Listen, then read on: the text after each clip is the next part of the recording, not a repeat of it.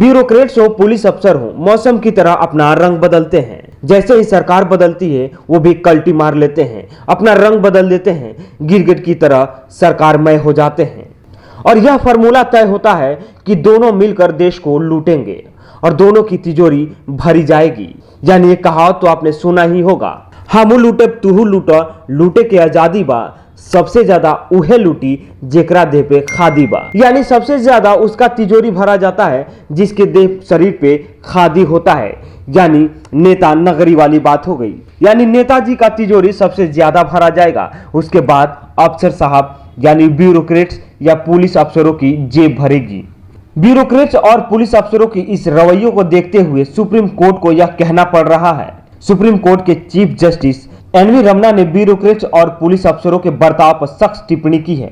Justice Ramana ने कहा कि देश में ब्यूरोक्रेट्स और पुलिस अफसर जिस तरह का बर्ताव कर रहे हैं वो बेहद आपत्तिजनक है। सरकार के साथ मिलकर अवैध तरीके से पैसा कमाने वाले अफसरों को जेल के अंदर होना चाहिए। जस्टिस रमन्ना ने कहा, देश में स्थिति दुखद है। जब कोई राजनीतिक दल सत्ता में होता है तो पुलिस अधिकारी उस सरकार के साथ होते हैं, फिर जब कोई नई पार्टी सत्ता में आती है तो सरकार उन अधिकारियों के खिलाफ कार्रवाई शुरू करती है। यह एक नया चलन है जिसे रोकने की जरूरत है। अवैध तरीके से पैसे कमाने वाले जेल के अंदर होने चाहिए, लेकिन वो बाहर बेखौफ घूमते हैं क्योंकि सरकारी शय प्राप्त होता है उनको। सीजीआई ने कहा कि मुझे इस बात पर बहुत आपत्ति है कि नौकरशाही, विशेष रूप से इस देश में पुलिस अधिकारी कैसे व्यवहार कर रहे हैं। जो पुलिस अधिकारी आज की सरकार के साथ तालमेल बिठाते हैं, अवैध रूप से पैसा कमाते हैं, उन्हें जेल में होना चाहिए। ऐसे पुलिस अधिकारियों का बचाव नहीं किया जा सकता। सुप्रीम कोर्ट को इस बात पे जोर क्यों देना पड़ रहा है?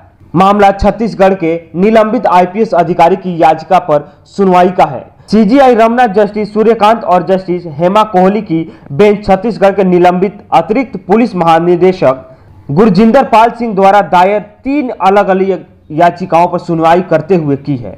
जीपी सिंह ने छत्तीसगढ़ सरकार की ओर से अपने खिलाफ राजद्रोह, भ्रष्टाचार और जबरन वसूली के 3 एफआईआर के खिलाफ सुप्रीम कोर्ट में याचिका दायर की है।